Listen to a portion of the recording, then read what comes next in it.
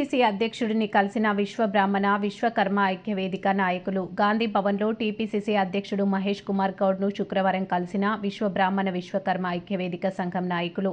ఈ సందర్భంగా పలు సమస్యలతో కూడిన వినతి పత్రాన్ని అందజేశారు. అనంతరం విశ్వబ్రాహ్మణ విశ్వకర్మ ఐక్యవేదిక సంఘం రాష్ట్ర అధ్యక్షుడు భిక్షపతి మాట్లాడుతూ విశ్వబ్రాహ్మణ విశ్వకర్మ ఫెడరేషన్ ఏర్పాటు చేయాలని తాము పీసీసీ అధ్యక్షుడు మహేశ్వర్ కుమార్ గౌడ్ని కలిశామని వారు వెల్లడించారు. గతంలో దివంగత ముఖ్యమంత్రి వైఎస్ రాజశేఖర రెడ్డి హయాంలో తమకు ఒక పేరుగతిని ఏర్పాటు అయ్యిందని, అయితే అనివార్య కారణాల వల్ల అది ఆగిపోయిందని, గత ప్రభుత్వం కూడా పట్టించుకోలేదని, ప్రస్తుత కాంగ్రెస్ ప్రభుత్వం తిరిగి ఈ ఫెడరేషన్ ఏర్పాటు చేయాలని తాము కోరామని, ముఖ్యమంత్రి రేవంత్ రెడ్డి సైతం ఈ ఫెడరేషన్ ఏర్పాటుకు అనుకూలంగా ఉండటంతో మరోసారి అసెంబ్లీలో ఈ ఫెడరేషన్ అంశాన్ని ప్రస్తావించాలని కూడా మహేశ్వర్ కుమార్ గౌడ్ను కలవడం జరిగిందని రాష్ట్ర అధ్యక్షులు భిక్షపతి వెల్లడించారు.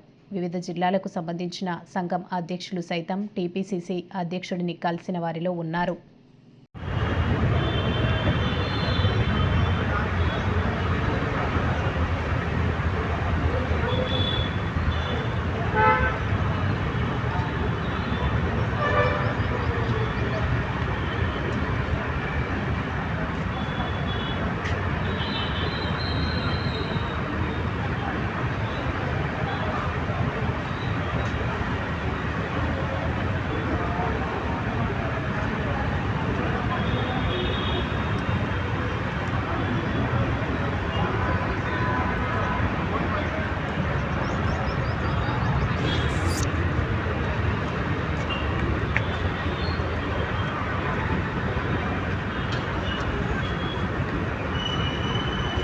విశ్వకర్మ విశ్వబ్రాహ్మణ విశ్వకర్మ ఐక్య సంఘం ఆధ్వర్యంలో పీసీసీ అధ్యక్షుడు మహేష్ కుమార్ గౌడ్ని కలిసి వారి సమస్యలను విన్నవించుకున్నారు.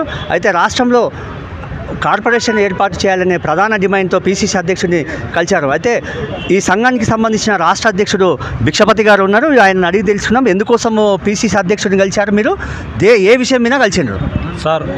తెలంగాణ కాంగ్రెస్ గవర్నమెంటు మన పీసీసీ అధ్యక్ష వారికి మా విన్నపం ఏంటంటే, విశ్వబ్రాహ్మణ విశ్వకర్మ కార్పొరేషను గత ప్రభుత్వం వైఎస్ఆర్ పీరియడ్లో దాదాపు ఇవ్వడం జరిగింది.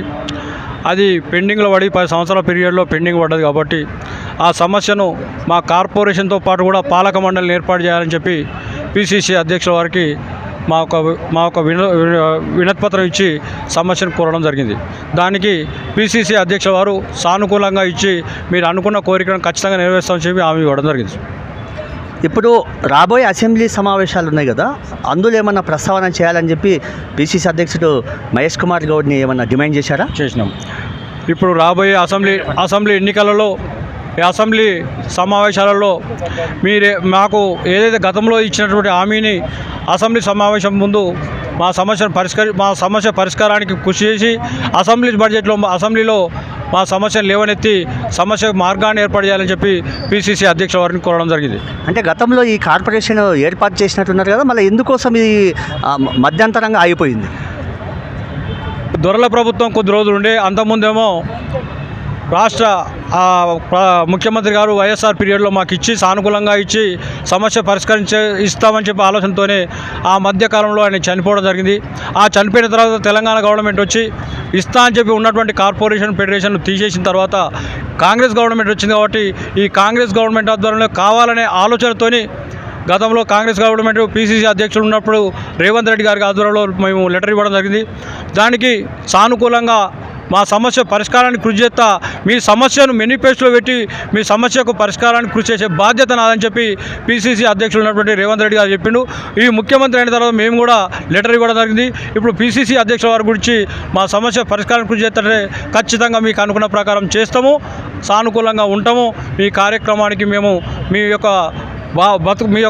బాధ్యతలు మేము స్వీకరిస్తామని చెప్పి కూడా ఖచ్చితంగా మాకు ఇవ్వడం జరిగింది. అదేవిధంగా తెలంగాణ గవర్నమెంట్ ఏర్పడిన తర్వాత ఎన్ని సంవత్సరాలు ఏర్పడిన తర్వాత ఎక్కడ కులగణనలో ఏర్పాటు కాలే. ఇవాళ మాకు స్వేచ్ఛ ప్రభుత్వం మాకు ఈ రకంగా కల్పించిందంటే మాకు రాజకీయంగా మేము ముందుకు పోవడానికి మాకు కులగణన ఏర్పాటు చేసింది. కులగణన ఏర్పాటు చేసేందుకు మా విశ్వబ్రాహ్మణులంతా మేము హర్షిస్తున్నాం.